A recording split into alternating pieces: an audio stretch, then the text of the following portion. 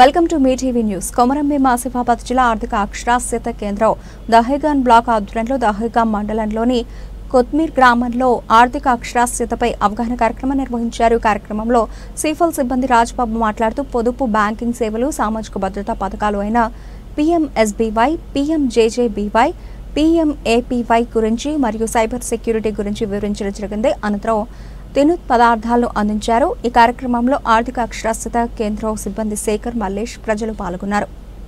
తరపున ఏర్పాటు చేసినటువంటి CFL సెంటర్స్ తరపున రావడం జరిగింది. ఈ CFL సెంటర్ అనేది మన దహేగాం కేంద్రంలో ఉంది.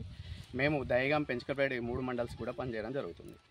కామన్గా ఏంటంటే బ్యాంకింగ్ సంబంధించినటువంటి లావాదేవీలు ఏ విధంగా జరుపుకుంటున్నారు, తర్వాత మీకు జరిగేటటువంటి ట్రాన్సాక్షన్స్ ఏ విధంగా ఉన్నాయి, దాంతోపాటుగా ఏదైనా ఆన్లైన్ మోసాలు జరిగితే మనం ఎవరికి కంప్లైంట్ చేయాలి, ఆన్లైన్ మోసాలు జరగకుండా ఎటువంటి జాగ్రత్తలు తీసుకోవాలని చెప్పేసి మీకు అవగాహన కల్పించడం కోసం రావడం జరిగింది. కామన్ ఇక్కడ ఉన్న వాళ్ళందరికీ కూడా అకౌంట్స్ అనేటివి ఉన్నాయమ్మా? అందరికీ కూడా అకౌంట్స్ అనేటివి వాడుతున్నామా? వాడుకుంటున్నాడు. కంపల్సరీగా మనకి ఏదైనా అవసరం ఉన్నప్పుడే వాడతామంటే ఏమవుతుందంటే చూడండి, ఇది సంవత్సరానికి వస్తుందంటే ఒక 2 years వరకు అదే విధంగా మనం అకౌంట్స్ అనేవి వాడకుండా ఉంటే అవి ఇనాపరేటివ్ అవుతున్నాయి.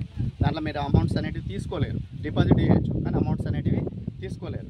సో అలాంటివి జరగకుండా ఉండాలంటే కంపల్సరీగా మీరు 6 months 1 year కోసారైనా మనీ డిపాజిట్ చేయడము, విత్డ్రా చేయడము కంపల్సరీ ఇలాంటివి చేసుకుంటూ ఉండాలి. ఓకేనా? తర్వాత దీంతో పాటుగా ముఖ్యంగా మీ దగ్గరికి వచ్చింది ఏంటంటే ఈ ఆన్లైన్లో సైబర్ ఫ్రాడ్స్ అనేటివి ఎక్కువ అవుతున్నాయి. ఆన్లైన్ మోసాలు అనేవి కంపల్సరీగా మీ యొక్క అకౌంట్కి ఆధార్ లింక్ ఉంది, ఆ అకౌంట్కి ఆధార్కి మొబైల్ లింక్ ఉంది.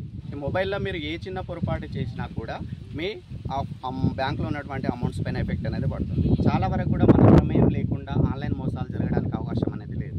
కామన్గా ఏం చేస్తున్నారంటే చిన్నపిల్లలకి మన ఇళ్ళల్లో మొబైల్స్ ఇస్తున్నారు. వాళ్ళు ఏం చేస్తున్నారు, ఏదైనా గేమ్స్ ఆడుకుంటుంటూ దాంట్లో ఏదైనా యాప్స్ వచ్చినా కూడా డైరెక్ట్గా క్లిక్ చేస్తూ ఉన్నారు. మనకు ఉన్నటువంటి మొబైల్ పాస్వర్డ్స్ కూడా పిల్లలకి తెలుసు.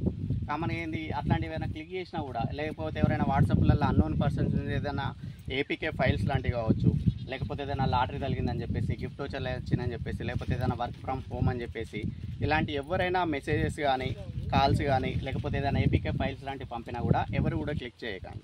అలాంటివి క్లిక్ చేస్తే ఏమవుతుందంటే మన డేటా మొత్తం వాళ్ళు స్టోర్ చేసి పెట్టుకుంటున్నారు. తర్వాత మనకి ఎప్పుడైతే మన అకౌంట్స్లో డబ్బులు అయితే పడుతున్నాయో అప్పుడు అదనంగా చూసుకుంటే అప్పుడు కొట్టడం జరుగుతుంది.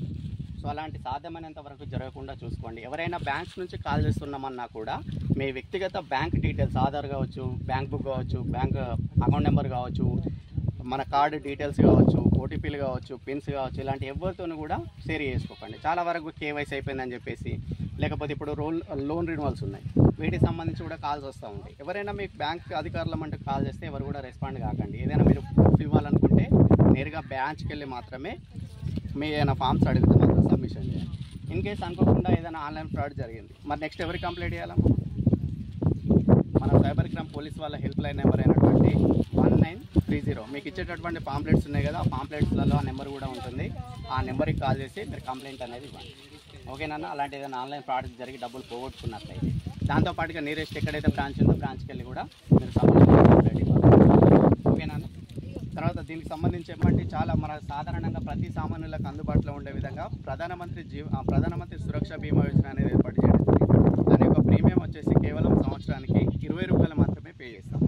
అది 18 నుంచి 70 సంవత్సరాల అర్హత వయసు ఉంటుంది. ఏదైనా ప్రమాదవశాత్తు ఆ వ్యక్తి కనుక మరణించినట్లయితే 2 లక్షల రూపాయలు అనేది నామినీకి వర్తించడం అనేది జరుగుతుంది. తర్వాత ఇంకొకటి ప్రధానమంత్రి జీవన జ్యోతి యోజన అని ఉంటుంది. అది కూడా దాని యొక్క అర్హత వయసు 18 నుంచి 50 సంవత్సరాలు ఉంటుంది. అది న్యాచురల్గా ఏం జరిగినా కూడా దానికి కూడా 2 లక్షల రూపాయలు నామినీకి వర్తించడం జరుగుతుంది. కంపల్సరీగా ఈ రెండు ఎవరైతే ఎలిజిబుల్ క్యాండిడేట్స్ ఉన్నారో ప్రతి ఒక్కరు కూడా కంపల్సరీగా చేసి ఉంచుకోండి. చాలా వరకు కూడా చేసుకున్న వాళ్ళకి కూడా ఉన్న విషయం కూడా చాలామందికి తెలియదు. కంపల్సరీ ఒకవేళ బ్రాంచ్కి వెళ్ళినప్పుడు ప్రింట్అవుట్ అన్నా తీసుకోండి. ఎందుకంటే దానికి సపరేట్గా మనకి బాండ్స్ లాంటివి మేము ఉండవు. ఆ ప్రింట్అవుట్ తీసుకుంటే ప్రింట్అవుట్లోనే మనకు రావడం జరుగుతుంది. ఓకేనా అమ్మ? Okay, thank you.